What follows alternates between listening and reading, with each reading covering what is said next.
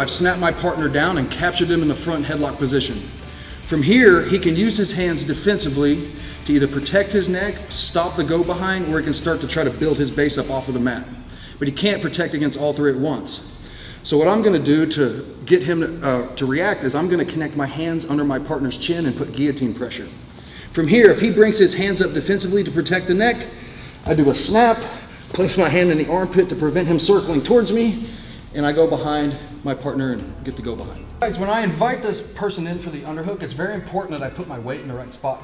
So when he shoots that underhook, I'm gonna switch to reverse half guard, and if you notice, I'm trying to land my ribs right here directly above my partner's elbow. If I try to land up on the shoulder, he's gonna use that underhook to jack me up and off balance me. So I need to kill the underhook right here above the elbow. So once he turns, boom, I'm gonna switch to right here. And now my goal is to start to drive my partner's shoulders close to the mat. I'm pinching, and you guys see how little the elbow is sticking out. From here, if my partner's not super disciplined with this hand, I can find it. And when I find it, I pin it to the mat, and I lock my kimura grip. So a very important thing that you have to understand when you get to the T kimura position is how I'm controlling this arm. When I get here, I have my hand over hit my partner's wrist, my hand over my own wrist. Very important that we learn to create a lot of pressure on this kimura grip by rolling my wrists. When I roll my wrist, if you notice, his elbow comes to the ceiling. I'm slightly turning this like a steering wheel as I roll it. That lifts his elbow to the ceiling. I'm pinning his hand to his heart.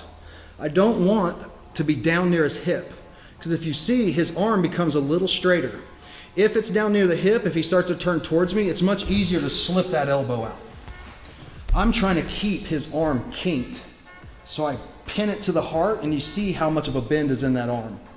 When I lift the elbow to the ceiling, if he can't put his elbow down to the floor, he can't turn and get up. So as long as I keep it aimed to the ceiling, I should have good control of my partner. When I land in the T kimura position, sometimes you will have different placement for your legs and your hips. Just so you see, if I landed extremely far away from my partner, as long as I keep this rolled and kinked and have a lot of pressure on this kimura grip, he can turn, and when he turns, it actually loads the pressure for my slingshot. You guys see how I just slingshotted my knee underneath my partner's ribs? From here, now I can make my choice of where I want to go.